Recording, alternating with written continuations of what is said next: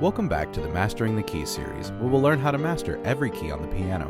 Whether you're a music producer, a songwriter, or just looking to improve your musical skills, being able to play in every key is important because it allows you better control over the sounds and emotions that you can invoke with your music.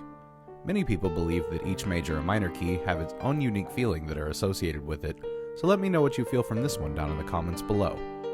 Now the last minor key that we looked at was D minor, so let's travel down our circle of fifths to our next stop at G minor. First, let's take a look at this key signature. G minor is the relative minor key to B flat major. This means that the two keys will share the same key signature. Like B flat major, this key only has two flats in the key signature. By following the order of flats, we know the first flat is B flat, and now we'll add the next flat in the series, which is E flat. Now let's talk about the notes that make up this key. Since the key is G minor, the root note of the scale is also G. To find the notes in a minor scale, we'll start on our root note and use the minor scale step pattern of whole step, half step, whole step, whole step, half step, whole step, and whole step. Following this pattern gives us the notes G, A, B flat, C, D, E flat, F, and back to G. Now let's take a look at the piano and talk about how to play the G minor scale. I believe that it's one of the easier minor scales to play because it follows that C major scale pattern, and it doesn't have many flats in the key signature, and it starts and ends on a white key, so we won't have to do anything wonky with our hands.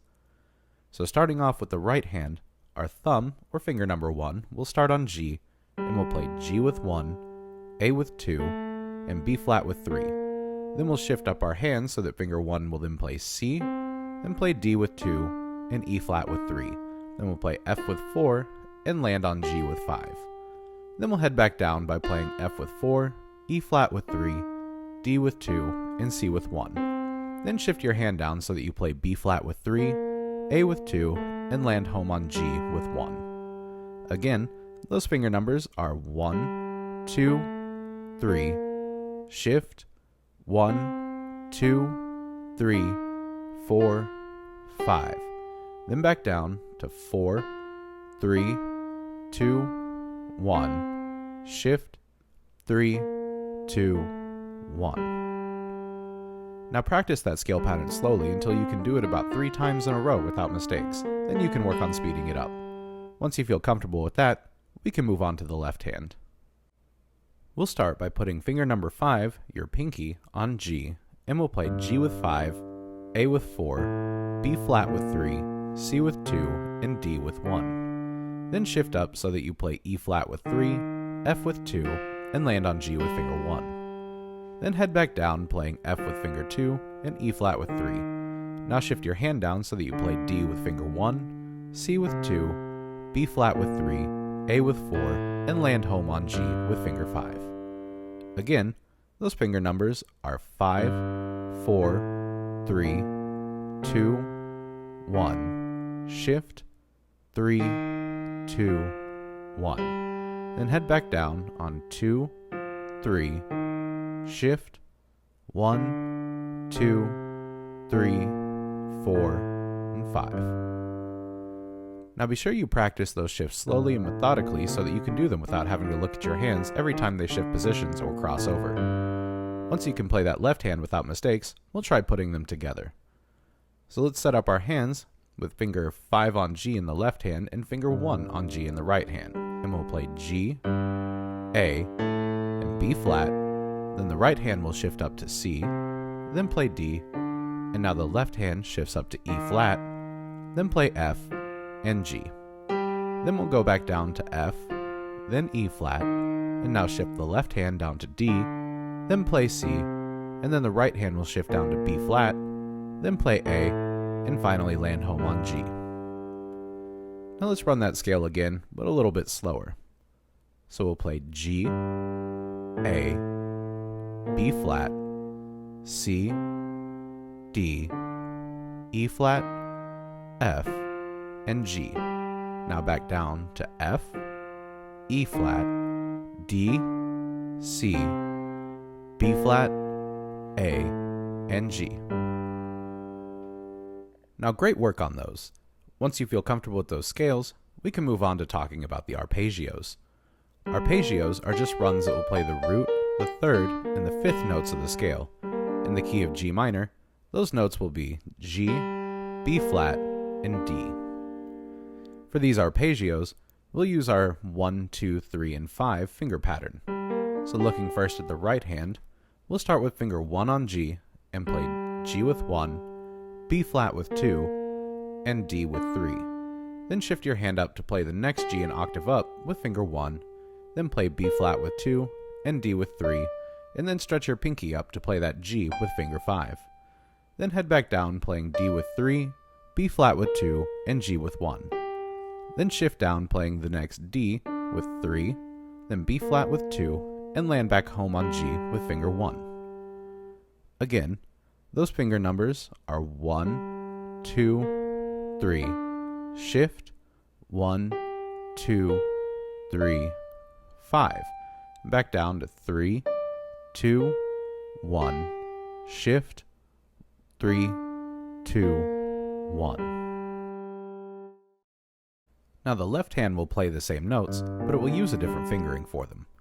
We'll start with finger 5 on G, then we'll hit B flat with 3 and D with 2, and we'll use 1 on the next G.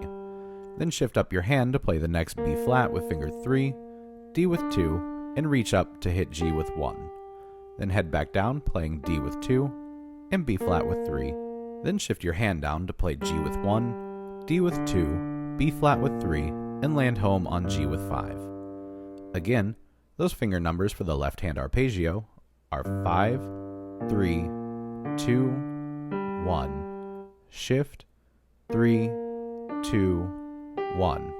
Then back down on 2, 3, shift, 1, 2, 3, 5.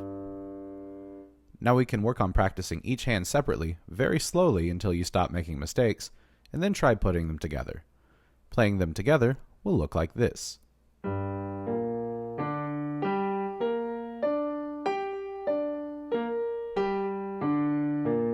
Now, awesome job with those. If this is getting a little bit hard from you, don't worry, because I think it gets easier from here on out, so just stick with it a little while longer. Now we can talk about our chord progression in G minor. We go through the 1, 4, and 5 chord progression because these are the most common chords in pretty much any piece of music or any song that you'll want to learn or you want to write. With just these 3 chords, you can easily make your own music. So in a minor key, the 1 chord and the 4 chords have a minor quality, so you'll see a lowercase numeral under them to show that. Even though we're in a minor key, we still use a major 5 chord, even though that third interval in the major 5 chord is not actually in the minor key signature. Typically, when we play in a minor key, we'll play a major 5 chord instead of that minor 5 chord. There are theory reasons why this typically happens, but they all pretty much boil down to, it sounds nice, so that's just how we're going to do it. If you want to learn more about why that is though, check out my Intro to Music Theory playlist that I've pinned down in the comments below. So the minor 1 chord in G minor is spelled G, B flat, and D. The minor 4 chord is C minor, which is spelled C, E flat, and G. And the 5-7 chord is D7, which is spelled D, F sharp, A, and C. But for the sake of making this chord progression easier to play, we're going to invert that minor 4 chord to its second inversion, which will make it be spelled G, C, and E flat. Then we're going to invert that 5-7 chord to its first inversion, and we're going to get rid of that 5th interval to keep it down to 3 notes, which gives us the notes F sharp, C, and D. Our chord progression is going to be played minor 1, minor 4, back to minor 1, then our 5-7, and we're going to end on that minor 1. So we'll play that G minor chord in its root position, then the minor 4 chord C minor in its second inversion spelled G, C, and E flat, then back to G minor. Then we'll play that D7 chord in its first inversion but without the 5th, which gives us the notes F sharp, C, and D. Then finally we'll end back on that G minor chord in root position. Playing them all back to back looks like this. Now, great job making it through those. There's just one last thing to talk about before truly mastering the key of G minor, and those are the inversions. These are just different ways to stack the G minor chord. Starting in the right hand, we'll play a G minor chord with the notes G, B flat, and D using the classic 1-3-5 fingering. Then we'll move finger 1 up to B flat, so we'll play B flat, D, and G with fingers 1, 2, and 5. Then we'll move that right hand up again so that finger 1 is on D, and we'll play D, G, and B flat with fingers 1, 3, and 5. And then finally play that G minor chord in root position but an octave up with fingers 1, 3, and 5. Moving over to the left hand, the notes are the same but we'll use different fingers. We'll play that root G minor with fingers 5, 3, and 1 on G, B flat, and D. Then we'll shift up, putting finger 5 on B flat, and play B flat, D, and G with fingers 5, 3, and 1 again. Then move up and put finger 5 on D, playing D, G, and B flat with fingers 5, 2, and 1. And finally move up one last time, playing that root G minor chord with fingers 5, 3, and 1. Now be sure to practice each hand slowly on its own, then try putting them together, which looks like this.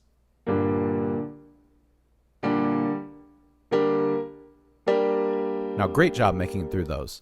Like all the other parts of this process, go slow before you try to grow. The hardest part of learning the piano, in my opinion, is giving yourself the grace that you need to allow yourself to be purposefully bad at something when you're first learning. It's always alright if you don't nail something on the first try. Piano's hard and it takes a while to learn. Just keep at it and learn to enjoy the process of growing in your skills. Now let's put together everything that we've learned in this video. We'll do the scale, the arpeggios, the chords, and then the inversions.